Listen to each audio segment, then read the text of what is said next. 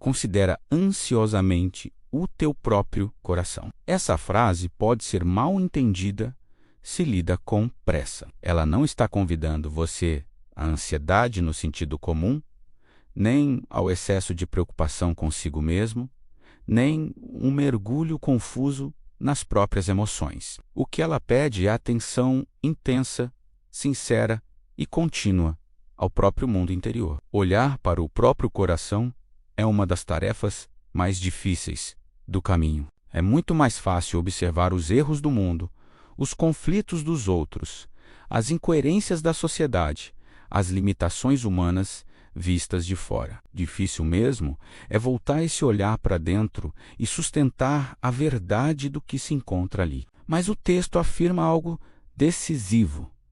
É através do teu próprio coração que vem a única luz, capaz de iluminar a vida e torná-la clara aos teus olhos. Isso significa que a compreensão real da existência não virá apenas de livros, doutrinas, teorias ou sistemas. Tudo isso pode ajudar, orientar, sugerir caminhos, mas a luz que realmente esclarece a vida precisa passar pelo coração, não pelo coração sentimental, instável e reativo, mas pelo coração como centro vivo da experiência humana.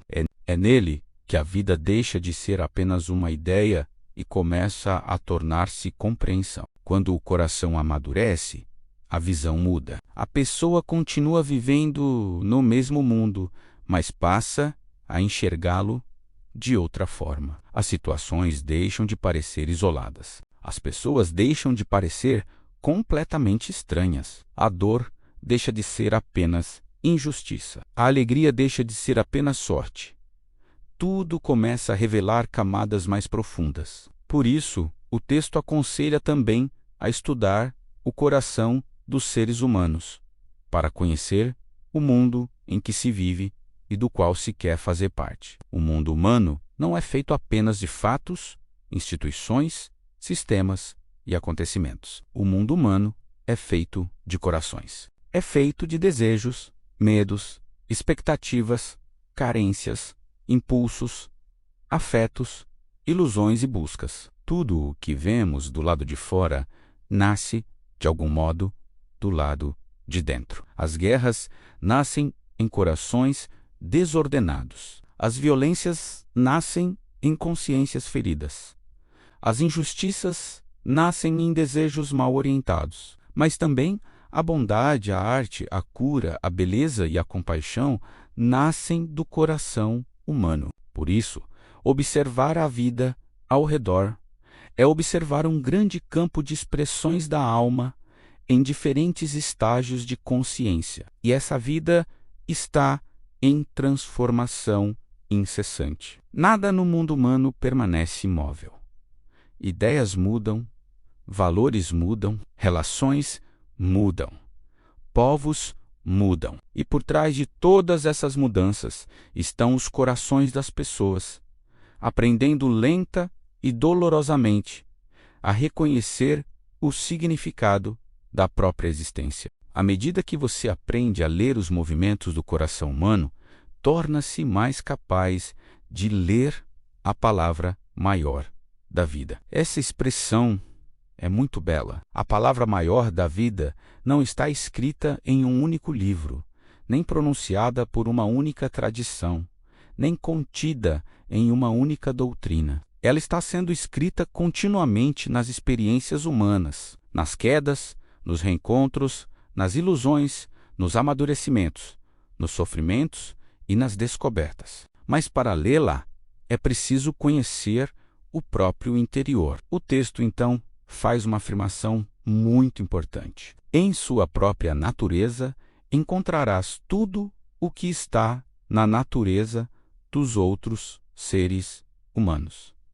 Essa é uma chave espiritual decisiva. Tudo o que você vê no outro encontra, de algum modo, eco em você. O puro e o impuro, o elevado e o bruto, o generoso e o egoísta, o corajoso e o covarde, o amoroso e o cruel. Tudo isso existe em potencial em semente, em memória ou em tendência dentro da natureza humana. Talvez algumas dessas forças tenham pertencido mais ao seu passado. Talvez outras estejam mais ligadas ao seu futuro.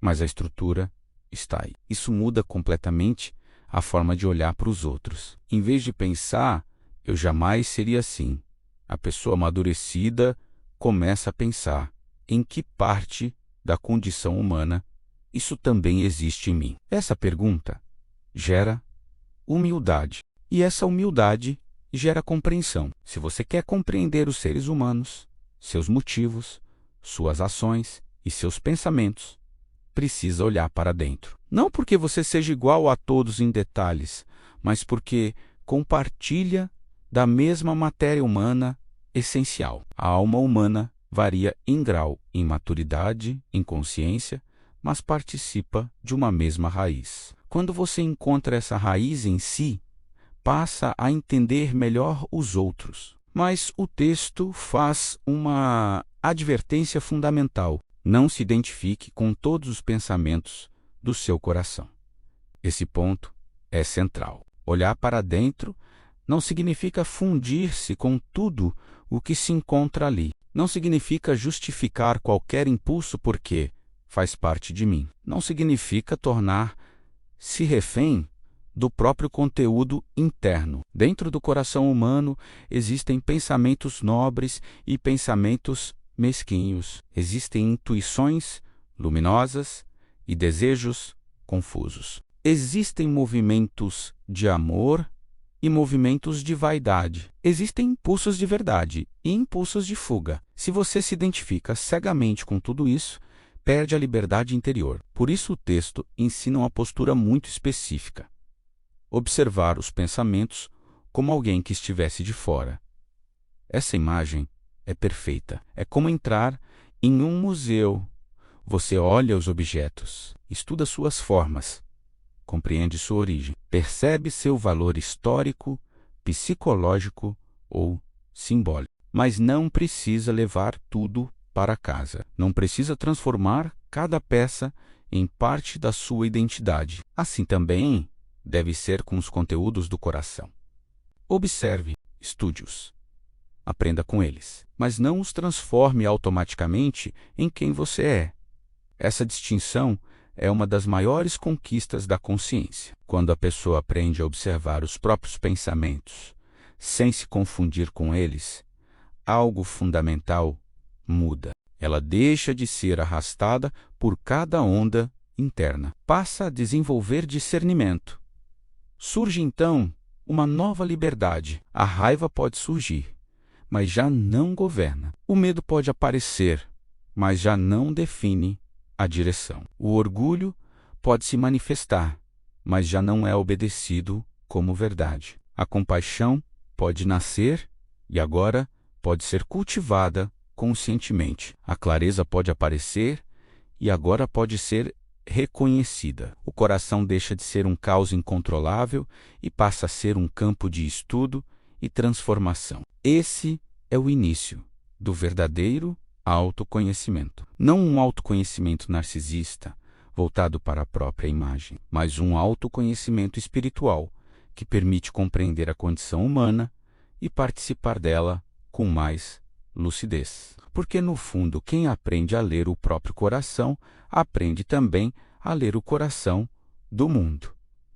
E então, a vida torna-se mais clara, não mais simples, no sentido superficial, não mais fácil, mas mais clara. Você começa a perceber de onde vêm os movimentos humanos, começa a entender melhor o sofrimento, a vaidade, a violência, a busca por amor, a necessidade de pertencimento, a fome de sentido, e com isso diminui o julgamento apressado e cresce a responsabilidade interior. A pessoa já não vive apenas reagindo. Ela começa a compreender, e compreender nesse caminho é uma forma profunda de amar. Considerar atentamente o próprio coração. Portanto, não é um exercício de introspecção vazia. É uma preparação para ver a vida com verdade. É o treino necessário para que a luz interior possa iluminar não só a própria alma, mas também a grande experiência humana da qual todos participamos. Quando essa prática amadurece, a vida deixa de parecer um amontoado de fatos sem ligação. Ela começa a falar e o coração, finalmente, começa a ouvir. Se você está curtindo esse estudo, deixe seu like, nos siga e compartilhe esse material com seus amigos. E nos sigam nas redes também para fortalecer o nosso trabalho, através dos links que estão na descrição do vídeo. Até a próxima!